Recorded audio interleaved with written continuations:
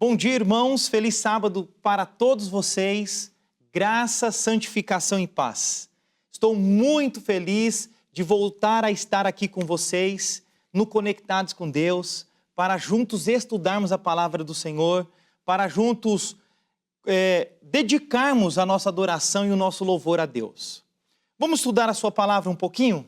Vamos ao Evangelho segundo Mateus, capítulo 4. Evangelho de Mateus, capítulo 4, vamos estudar do verso 1 até o verso 11.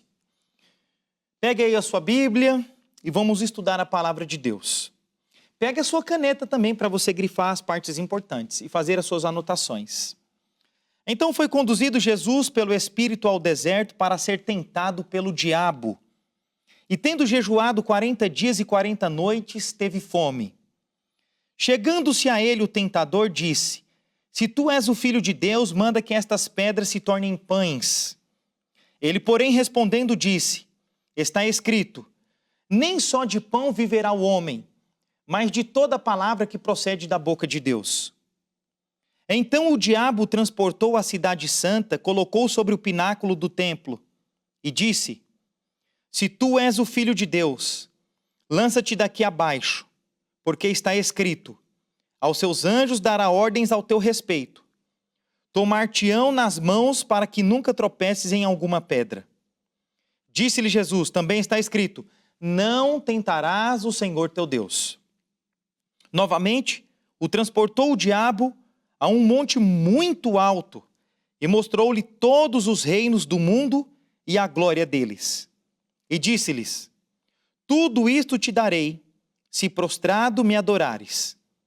Então disse-lhe Jesus, vai-te, Satanás, porque está escrito, ao Senhor teu Deus adorarás, e só a Ele servirás.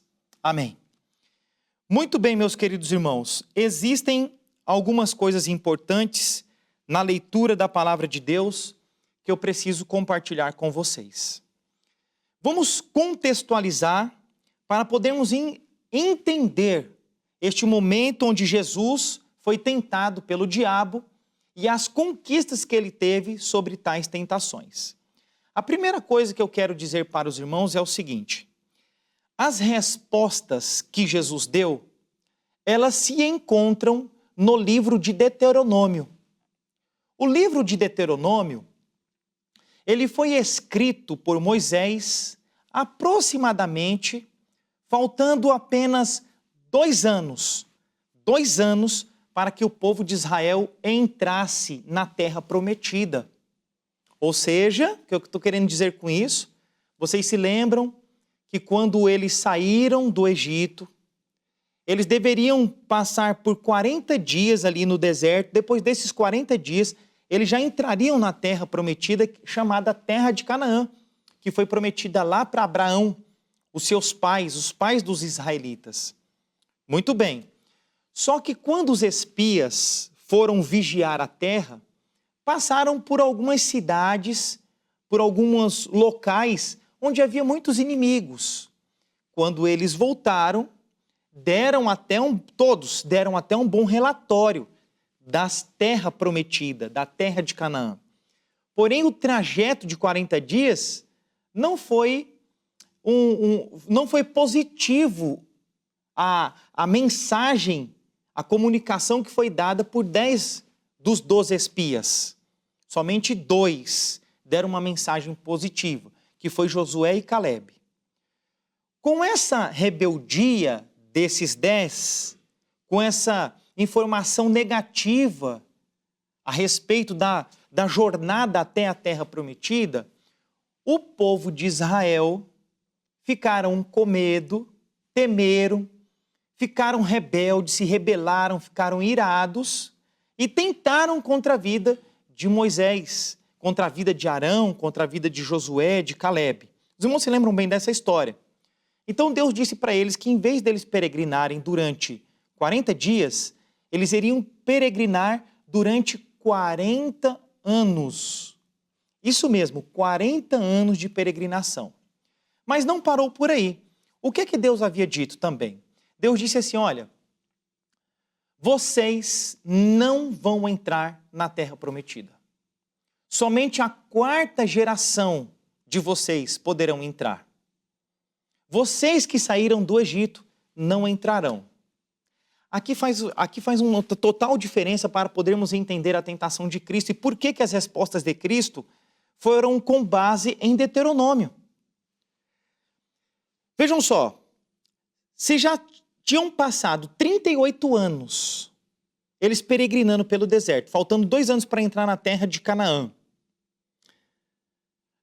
Moisés escreveu o livro de Deuteronômio, com 38 anos de peregrinação. Ou seja, quase a totalidade, ou se não a totalidade daqueles que saíram do Egito já não estavam mais quando Moisés escreveu o livro de Deuteronômio. Faltando 2 anos para entrar na terra prometida, faltando pouco tempo para entrar na terra prometida, Moisés escreve, inspirado por Deus, o livro de Deuteronômio. Deuteronômio foi escrito para a nova geração de israelitas que estavam próximos de entrarem na terra prometida. Agora vejam só que coisa interessante, algumas orientações que Moisés ele deu para essa nova geração de israelitas. Quando nós vamos a Deuteronômio, no capítulo 12, verso 15, está escrito assim: porém, conforme todo o desejo da tua alma, degolarás e comerás carne segundo a bênção do Senhor teu Deus, que te dá dentro de todas as tuas portas. O imundo e o limpo dela comerás, como do corso e do veado. Vejam só que coisa interessante. Quando o povo de Israel saíram do Egito, Deus deu uma alimentação para eles. Qual foi o alimento? Deus havia dado o maná.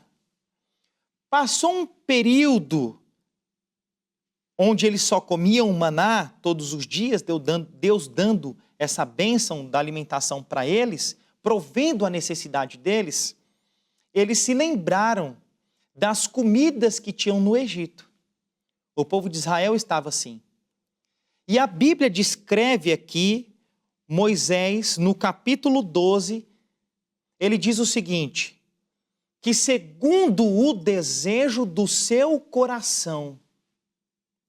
Então o povo de Israel, no período do deserto, eles pediram e reclamaram da comida que Deus estava dando, que era o maná, e eles sentiram um grande desejo, algumas traduções bíblicas dizem isso, grande desejo por comer as carnes do Egito novamente.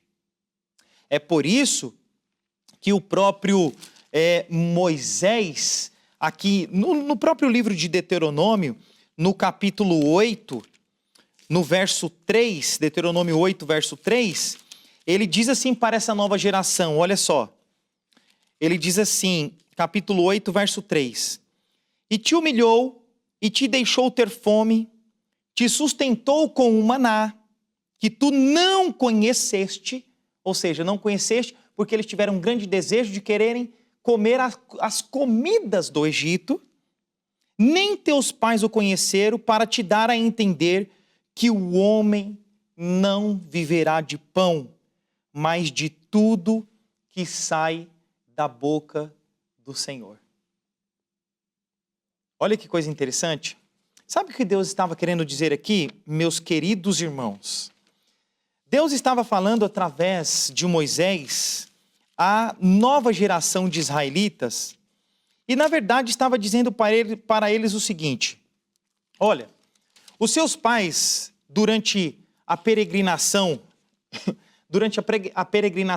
no deserto, eles sentiram um desejo, grande desejo, de voltarem para o Egito.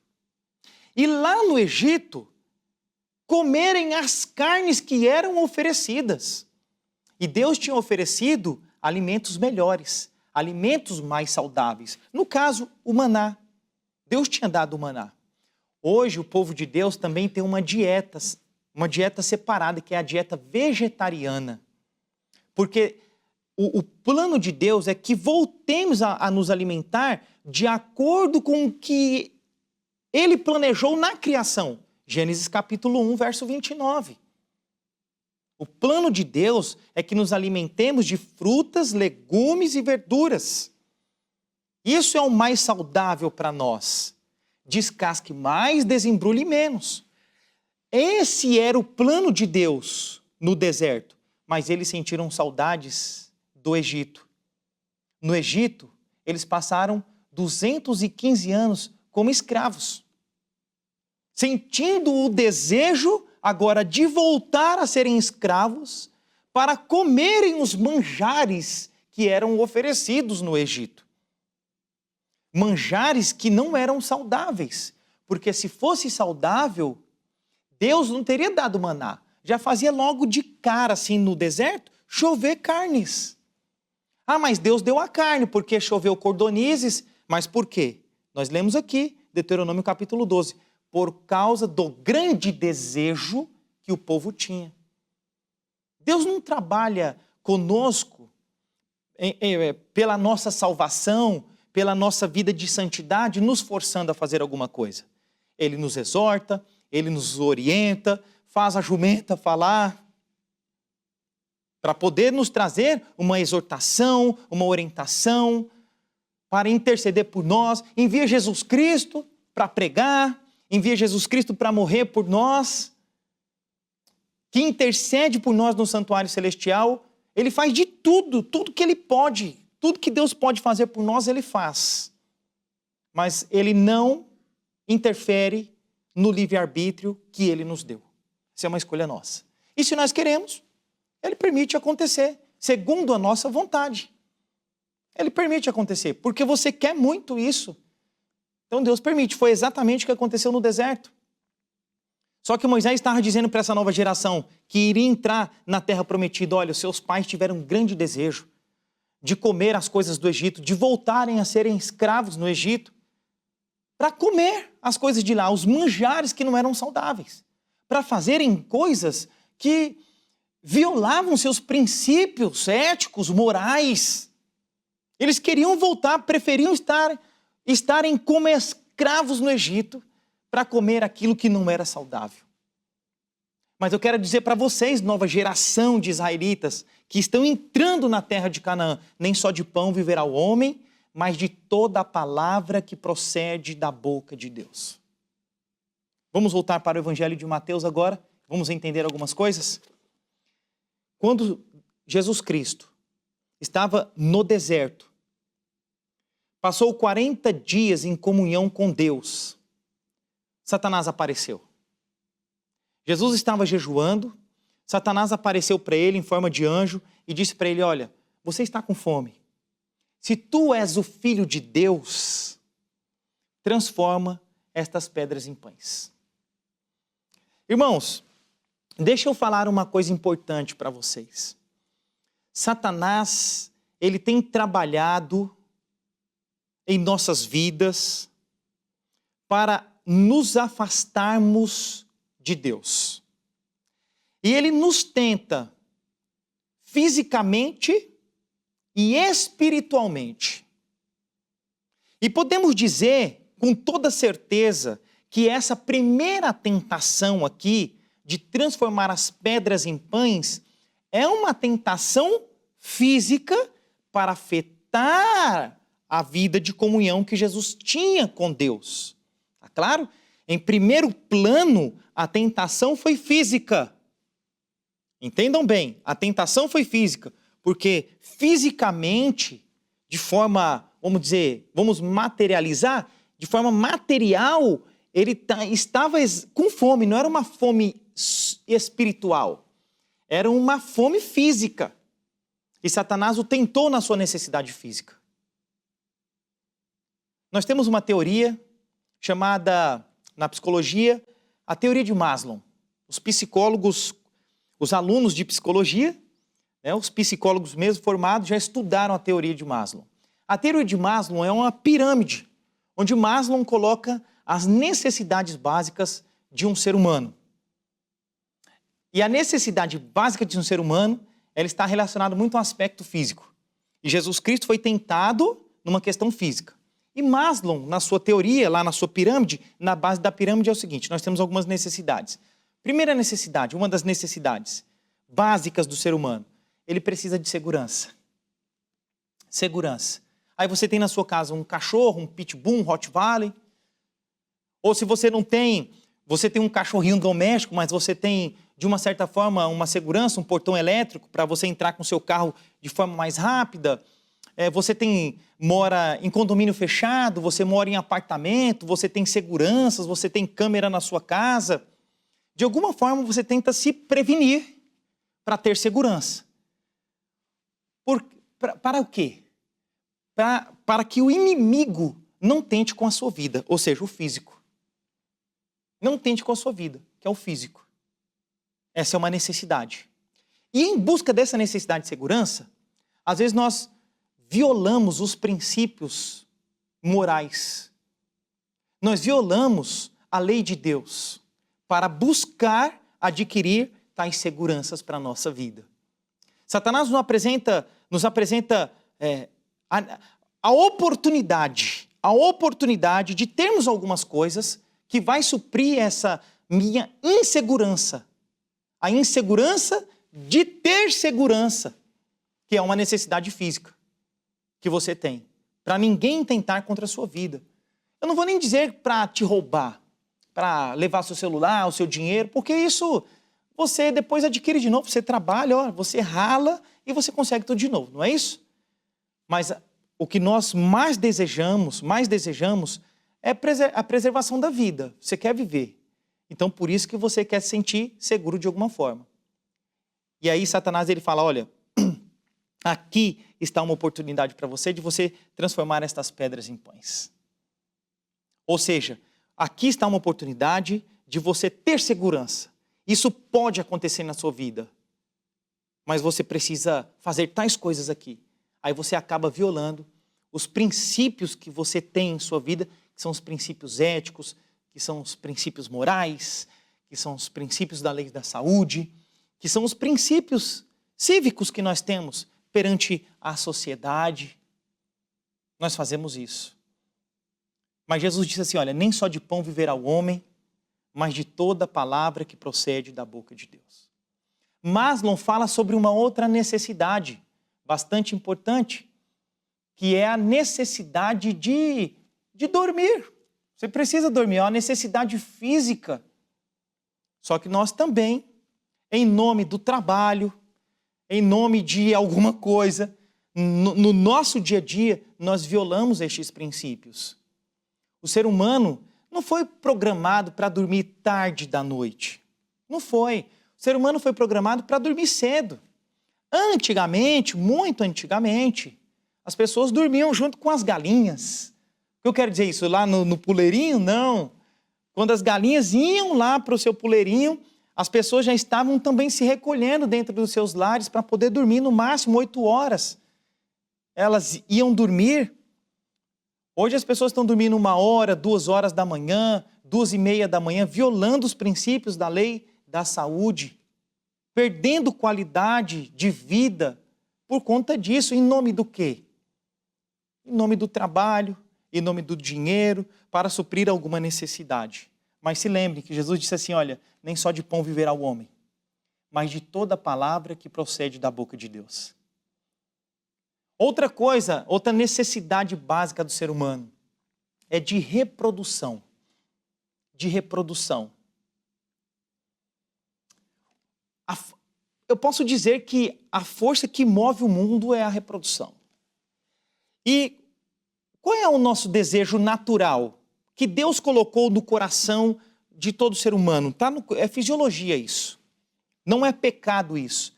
Você se atrair pelo sexo oposto, ou seja, você namorar, você casar, uma necessidade do ser humano. As nossas células, o nosso corpo pede isso. E é de Deus. A relação sexual é de Deus. Só que dentro dos parâmetros que Deus estabeleceu em sua palavra. Isso é óbvio. Aqui existe um princípio fundamental, a lei do matrimônio. Isso aqui é importante. Só que vejam só o que acontece. Nós estamos acostumados a termos uma descarga de dopamina no nosso corpo. Quando você começa a namorar, você tem uma descarga de dopamina, que aquilo é excitatório, que aquilo te dá prazer, que aquilo te dá uma sensação de bem-estar, de felicidade. Você quer isso. Aí você busca isso, aí você fala, vou casar. Que coisa maravilhosa. Você casa e você tem aquela descarga de dopamina no corpo. É saudável.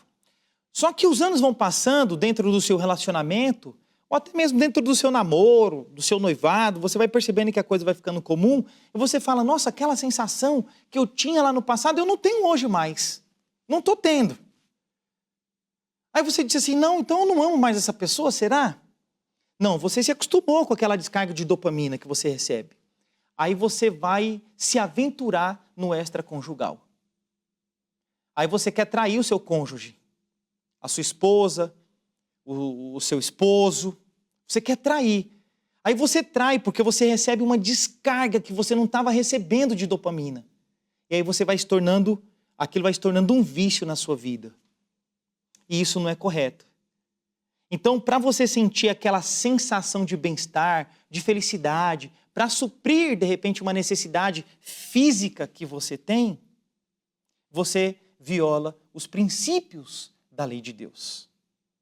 Mas Jesus disse o seguinte, nem só de pão viverá o homem, mas de toda palavra que procede da boca de Deus.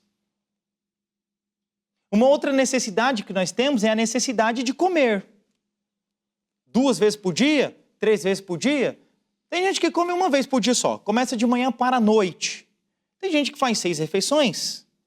Mas qual é o ideal de refeições? 3 refeições por dia, com intervalo de 5 horas entre essas refeições. O período noturno, o ser humano não foi programado para comer. Num momento social, numa festinha que você vai, né, alguém vai até a sua casa, aí fugiu ali do horário, mas no seu dia a dia, naquela rotina onde não tem ninguém, é o dia de trabalho, é o dia que você... Nas tarefas do dia a dia, você tem que manter-se dentro dos parâmetros para as leis da saúde. Porque a nossa saúde física, ela reflete sim na nossa saúde espiritual. Lembrem-se, nem só de pão viverá o homem, mas de toda palavra que procede da boca de Deus. A prática da temperança é importante. O fato de você estar consumindo, ingerindo um alimento que é saudável, isso não quer dizer que você tem que comer demais também. Temperança. Comer com moderação aquilo que faz bem e se abster daquilo que é nocivo. Então não se esqueçam, nem só de pão viverá o homem, mas de toda palavra que procede da boca de Deus.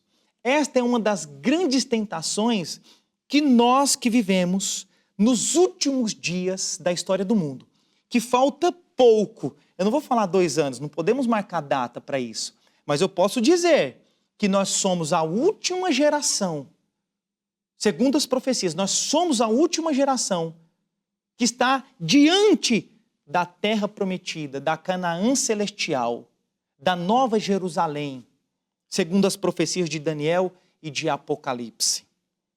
Então a mensagem de Deuteronômio, que Moisés, inspirado por Deus, deu àquela nova geração, quando Jesus ele foi tentado no deserto, ele estava deixando uma mensagem para nós, que somos a última geração deste mundo, que estamos diante da eternidade, diante da volta de Cristo, próximos à sua vinda. Ele está dizendo para você, nem só de pão viverá o homem, mas de toda palavra que procede da boca de Deus. Uma outra orientação que eu quero trazer para vocês é que Jesus, ao vencer a necessidade física, eu espero que vocês estejam me entendendo aquilo que eu quero dizer, após ele ser tentado e vencer essa necessidade física, Satanás lhe impõe outra tentação. O diabo transportou a cidade santa, colocou sobre o pináculo do templo e disse-lhe: se tu és o Filho de Deus, lança-te daqui abaixo, porque está escrito: aos seus anjos dará ordens ao teu respeito, tomar-te-ão na mão para que nunca tropeces em alguma pedra.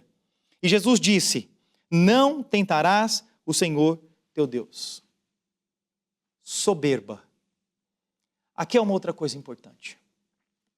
Eu vou dar um exemplo para vocês. Quando eu era criança, o meu herói eram meus pais, os meus heróis. Eles sabiam tudo. Tudo eles sabiam. Mas eu fui crescendo e fui pensando, mas eles não sabem tudo não. Não é tudo que eles sabem não.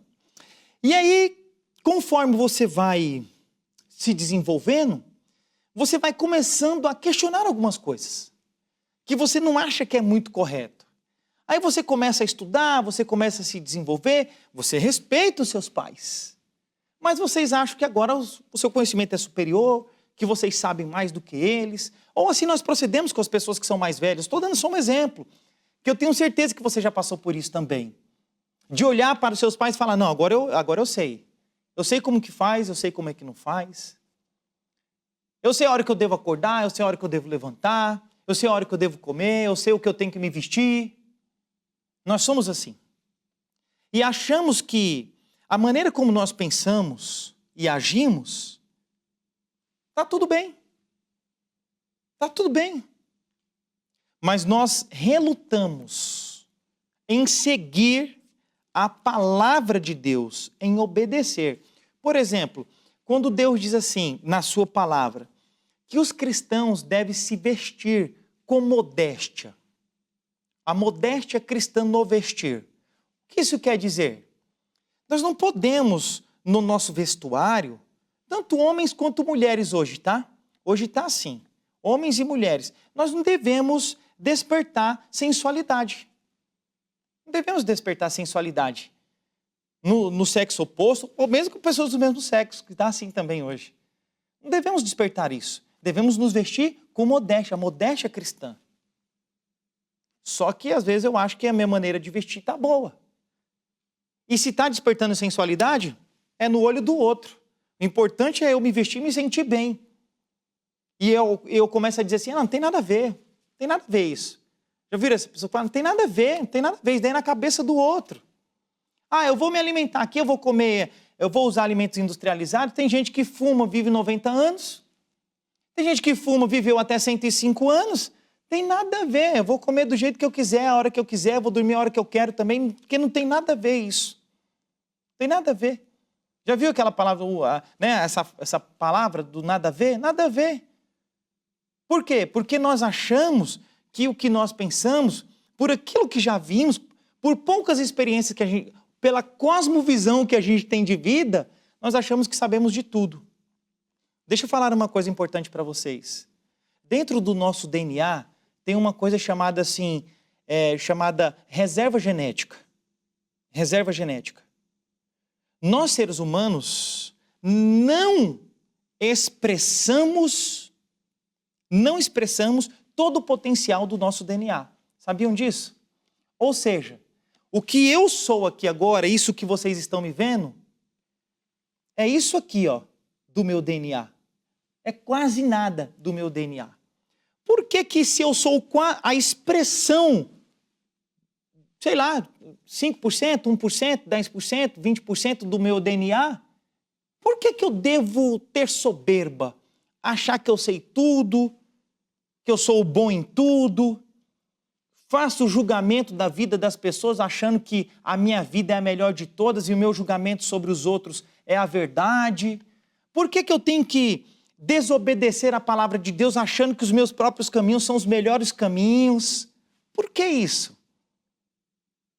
Satanás tentou Jesus em fazer com que ele se tornasse uma pessoa soberba. Não, eu sou filho de Deus, se eu me jogar daqui, realmente Deus ele vai me abençoar, ele vai me amparar, vai dar ordem para os anjos cuidar de mim. Soberba. Se jogar só por se jogar, para provar para um anjo maligno do mal que de fato ele é o filho de Deus e que ele seria protegido por Deus? bobeira, orgulho. Não adianta nada isso. O que eu quero dizer para vocês, não andem nos seus próprios caminhos. Andem nos caminhos de Deus. Obedeçam. Às vezes, os meus filhos não entendem muito bem o processo de educação que a gente está colocando no nosso lar para eles. A gente explica, mas às vezes não entende. O processo mental está em desenvolvimento. A maturidade ela começa a vir de fato depois dos 25 anos. Depois dos 25 anos que o processo de maturidade começa a acontecer. Isso é científico. Está tudo bem eles não entenderem tudo que a gente propõe para a vida deles. Aí às vezes eu digo para eles assim, só obedeçam. Lá na frente vocês vão entender. Obedece, confia. É isso que eu quero dizer para vocês. Confiem mais em Deus. Obedeçam mais a Deus. Andem nos caminhos de Deus.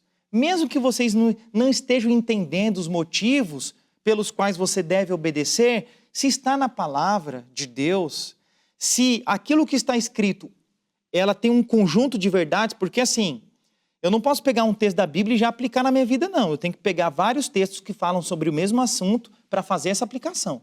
Por exemplo, eu não posso pegar um texto da Bíblia e falar que o sábado é o dia do Senhor. Eu tenho que pegar um conjunto de textos bíblicos que falam sobre o sábado para fazer do sábado uma doutrina e dizer assim, não, eu santifico o sábado, eu sou um adventista do sétimo dia, movimento de reforma.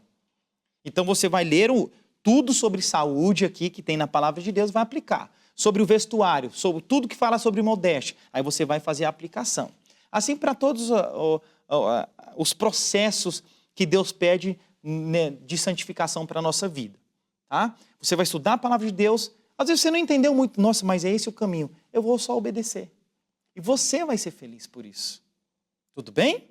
Então, muito cuidado com as tentações físicas, muito cuidado com as tentações que te levem à soberba. E para finalizar, eu quero trazer também a última tentação em que Cristo sofreu.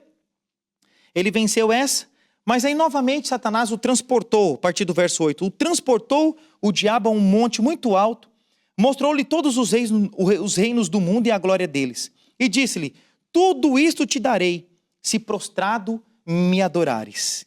Então disse-lhe Jesus, vai-te, Satanás, porque está escrito, ao Senhor teu Deus adorarás, e só a Ele servirás. Existe um atalho para você alcançar os seus objetivos. Existe um atalho. E esses atalhos é fazer com que você viole o principal princípio já estabelecido no universo, que é o reconhecimento em adorar e cultuar aquele que nos criou. O grande objetivo de Satanás é fazer com que o ser humano seja levado a se apostatar, a abandonar os seus princípios, a se afastar dos caminhos de Deus, a violarem os mandamentos de Deus. Ele se incomoda muito por este momento agora que nós estamos tendo, que é um momento de adoração, que é um momento que nós estamos separando para a comunhão, para aprender da palavra de Deus. Satanás está incomodado com isso. E você tem alguns objetivos de vida. Eu sei que você tem. Você tem alguns sonhos para realizar. E ele vai te apresentar o atalho. Mas em troca, ele quer que prostrado você o adore. Diretamente ele fala isso? Não diretamente. É uma violação de um princípio aqui, do outro princípio ali, um abandono de uma coisa aqui, uma transgressão na lei da saúde de um lado, uma transgressão da santificação do sábado. É um sábado só, vou fazer isso aqui. É um contrato que você fecha com alguém que é ilegal. É uma coisa ali, você vai minando o seu relacionamento com Deus em troca de coisas superficiais. Por que eu digo de coisas superficiais? Porque o apóstolo Pedro, ele diz lá em 2 Pedro capítulo 3, onde ele descreve sobre a vinda de Cristo, ele diz que todas as coisas vão passar. Serão lançadas no fogo. Todas as coisas vão passar. Todas. Então, todas as coisas neste mundo não têm importância nenhuma quando nós violamos os princípios da lei do Senhor. O que tem importância é o nosso relacionamento com Deus, o nosso testemunho de fé através de uma vida de santidade para com Deus e para com o nosso semelhante, os seres humanos. Isso tem valor. Coisas que vão durar para a eternidade. Isso tem valor. O resto é só para sobreviver. Por exemplo, dinheiro. Dinheiro é só é uma troca. É uma troca. O dinheiro, esse papel serve para troca. Para atender a sua necessidade básica. Para você comer, ter onde dormir. Só serve para isso. O resto, ele pode te trazer só coisas ruins. É só para te atender. Só para atender a necessidade básica sua. Pode reparar. Você com uma roupa, você tendo o que comer, onde dormir, o que beber, pronto, atendeu sua necessidade. Simples assim. O resto é só para luxo mesmo. Só para luxo. Perceberam? A comida. Precisamos de coisas sofisticadas? Não, alimento simples. Alimentos saudáveis atende a nossa necessidade. E vamos sobreviver muito bem com isso. O resto é tudo luxo. Então, vamos dar atenção àquilo que é de fato importante para a nossa vida.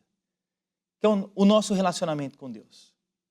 Muito cuidado, porque nós somos tentados fisicamente, nós somos tentados exteriormente, nós somos tentados internamente, soberba, e por fim, Satanás, ele pode oferecer atalhos para conquistarmos as coisas. Desde que prostrado, nós o adoremos. Desde que violemos alguns princípios da lei de Deus. Desde que deixemos de termos uma comunhão diária com o Senhor. Mas esse não é o plano de Deus para a nossa vida. Jesus disse, nem só de pão viverá o homem, mas de toda palavra que procede da boca de Deus. Eu deixo aqui o meu sincero desejo e a minha oração para todos vocês. Amém.